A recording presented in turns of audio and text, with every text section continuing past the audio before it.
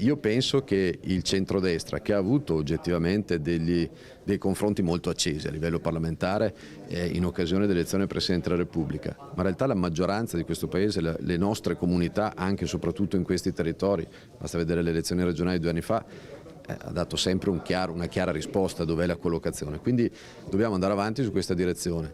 Il fatto di condividere valori, programmi, progetti, idee, noi siamo molto più omogenei nel centrodestra rispetto, io lo vedo sia nella mia città ma lo si vede anche a livello nazionale, in un centro-sinistra in cui c'è dentro più o meno tutto il contrario di tutto. Poi amministrare è una cosa complicata e se tu hai tutto il contrario di tutto non troverai mai una sintesi per fare il bene della tua comunità. Nel centrodestra c'è molta più omogeneità, su questa omogeneità di programmi noi stiamo lavorando e lavoreremo anche per i prossimi 5 anni. Al di là di quello che c'è stato, insomma, di confronti anche accesi, ma dal punto di vista amministrativo, progettuale, valoriale, io non ho mai avuto problemi, proprio perché la maggioranza di centrodestra è una maggioranza molto omogenea che ha un percorso ben definito e nel quale le nostre comunità si riconoscono. Noi non dobbiamo commettere l'errore di non presentarci uniti rispetto ad una comunità, ad un popolo, a tanti veneti, a tanti veronesi, a tanti italiani che quello ci chiedono. Flavio Tosi fa parte di questo progetto oppure un altro tipo di centrodestra?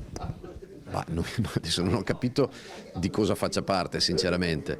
A Verona ci sarà una competizione tra il centrodestra e il centrosinistra. Insomma, Flavio Tosi mi sembra che negli ultimi anni sia passato un po' da tutto, dal contrario di tutto. Non è un problema mio, evidentemente. Io penso che il centrodestra che si sta aggregando sulla mia candidatura, praticamente tutto, si confronterà con il candidato di centrosinistra perché quella sarà una partita sostanzialmente a due.